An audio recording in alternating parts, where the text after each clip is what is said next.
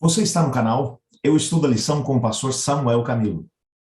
Hoje é domingo, dia 26 de setembro, e o tema que estudaremos dentro da nossa lição da Escola Sabatina, nesse trimestre estamos estudando sobre a verdade presente no livro de Deuteronômio, mas hoje o pedacinho que a gente vai estar estudando será Amar para ser amado.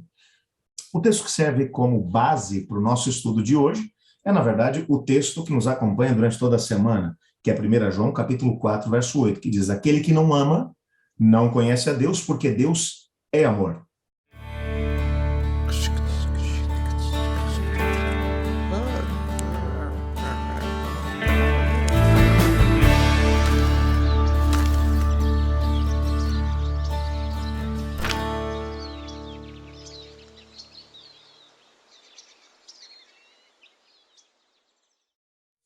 Pode parecer muito simples essa expressão, Deus é amor.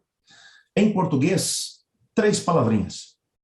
Bom, mas quando nós vamos para o grego, são 4. Mas independente de ser 3 ou 4 palavras, o fato é que é uma coisa muito simples, muito básica, tão básica dentro do meio cristão, que se você parar para poder pensar, você vai encontrar muitos carros com adesivos, Deus é amor, camisetas que são feitas e estampado na frente ou nas costas, escrito Deus é amor, denominações religiosas cristãs que colocam o nome da comunidade como Deus é amor. Se você fizer uma pesquisa na internet, for lá no Google e colocar assim, Deus é amor, você vai ver quantas postagens existem hoje na internet só com o tema Deus é amor. Não tem nada que seja mais popular, mais básico do que esse tema. Esse tema já virou canção. O meu filho, por exemplo, gosta muito de uma canção que diz assim, 3 palavrinhas só. Eu aprendi de cor. Deus é amor. Lá, lá, lá, lá, lá, lá, lá, lá, lá.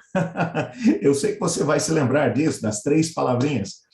O fato é que é tão simples, tantas são as canções, até crianças são capazes de recitar esse texto. É um dos textos que são mais rapidamente aprendidos, inclusive pelos mais novinhos.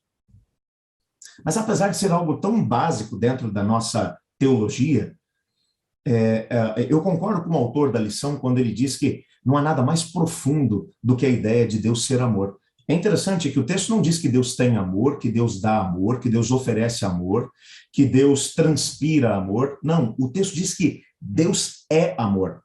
A ideia por detrás dessa afirmação de João é de que a essência de Deus é amor, cada átomo de Deus é amor, todas as ações de Deus são amor.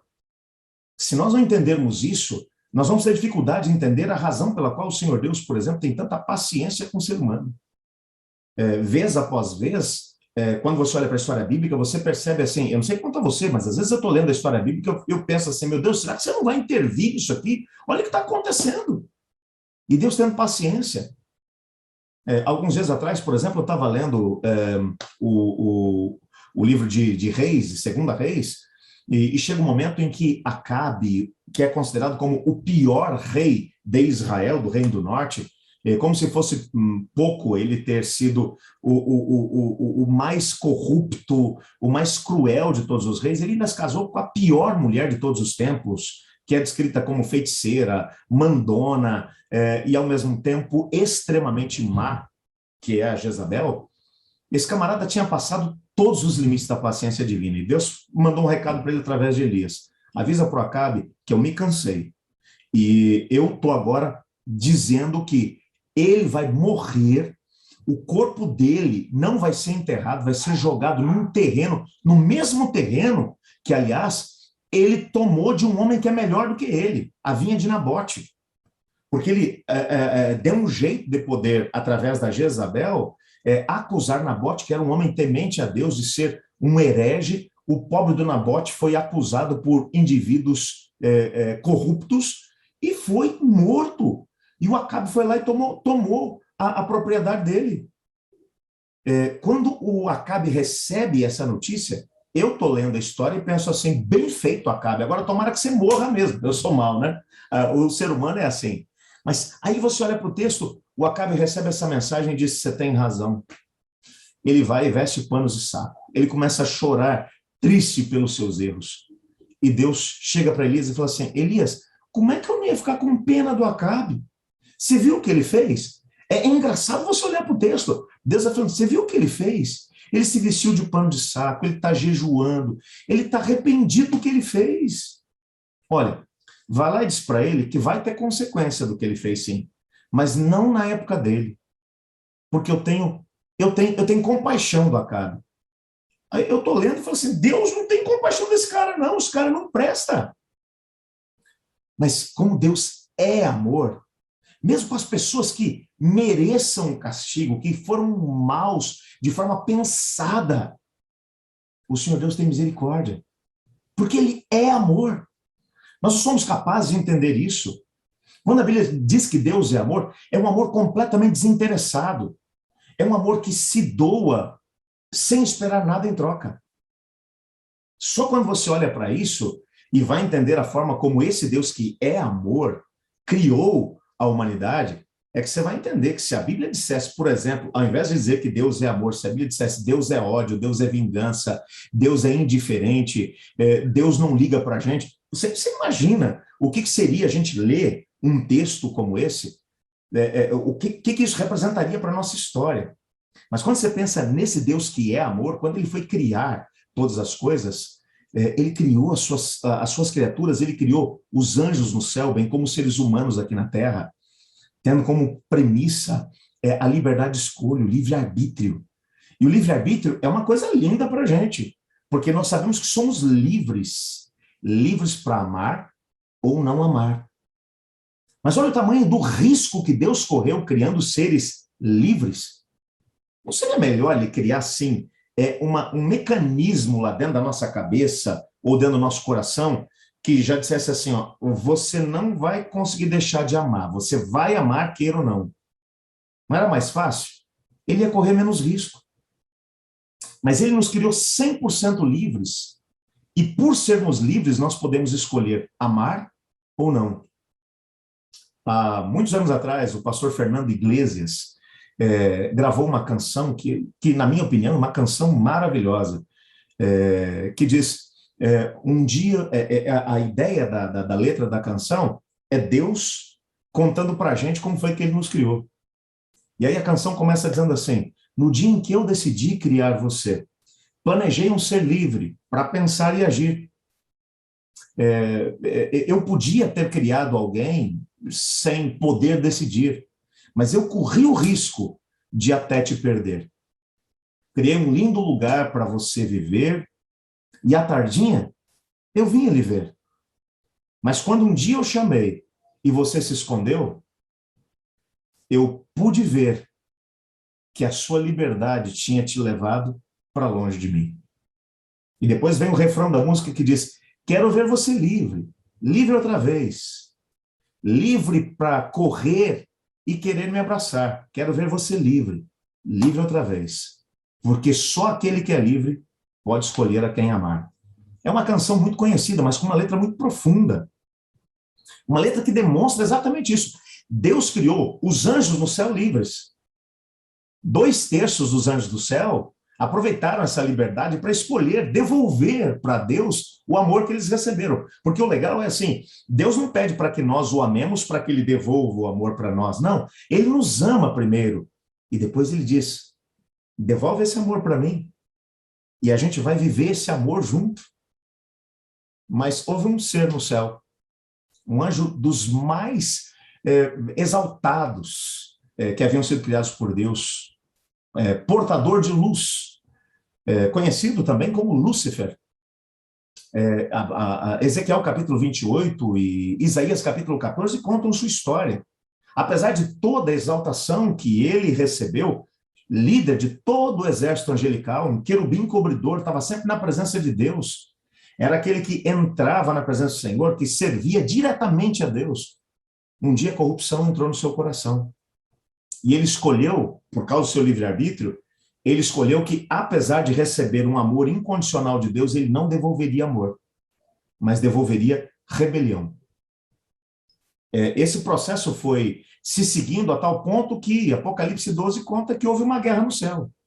E Miguel e os seus anjos, Miguel, que é um dos nomes eternos da segunda pessoa da Trindade Divina, antes que ele se encarnasse, nome que ele utiliza toda vez que vai usar a sua armadura celestial para liderar os anjos em batalha em favor do seu povo, ele travou uma batalha contra o Lúcifer, que agora já não era mais Lúcifer, mas ele recebeu um nome que em hebraico é Shatan, em grego, Diabolos, Shatan, que deu origem a Satanás, Diabolos, que deu origem ao nome diabo, que significa a mesma coisa.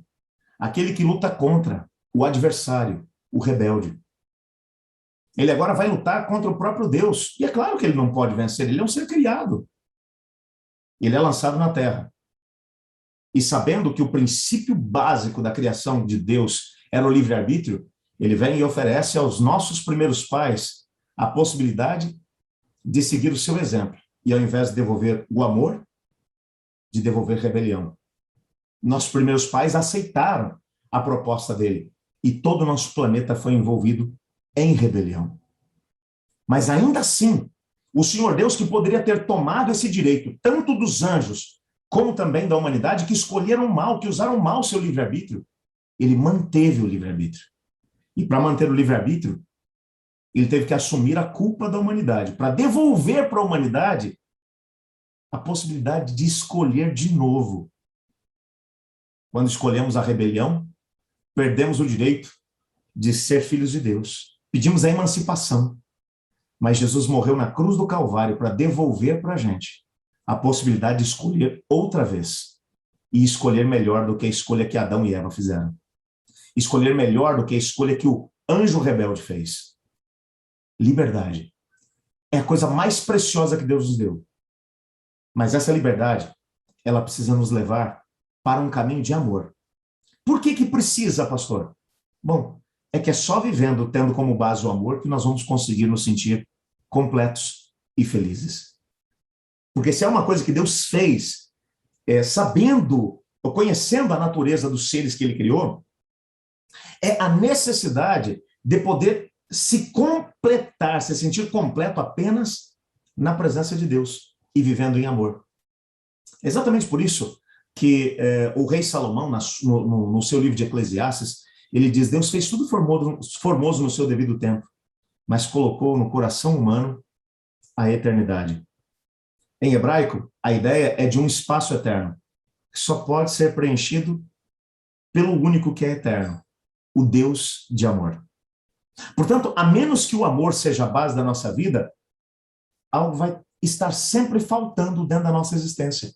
Fomos criados para amar, não para odiar, não para viver em rebelião, mas para amar, porque fomos criados como filhos de um Deus de amor. E aquilo que Deus gostaria de poder dizer para nós é: tal pai, tal filho, olhando para a nossa realidade, para as nossas escolhas, e vendo que nós escolhemos também amar como ele amou. Eu gostaria de orar pedindo a Deus para que nos ajudasse a estabelecer esse princípio, essa base, sobre a qual nós teremos a possibilidade de poder realmente ser felizes com Deus. Ore comigo. Obrigado, Senhor, porque descobrimos em Tua palavra que o Senhor é amor. Nos ajude a podermos viver essa realidade. Nos ajude a podermos corresponder a esse amor, usando o nosso livre-arbítrio, correndo para poder viver ao Teu lado uma história de amor. Somos livres, Pai. Nos dê sabedoria para usar essa liberdade com responsabilidade. Pois é em nome de Jesus que oramos. Amém. Eu estudo a lição. E você?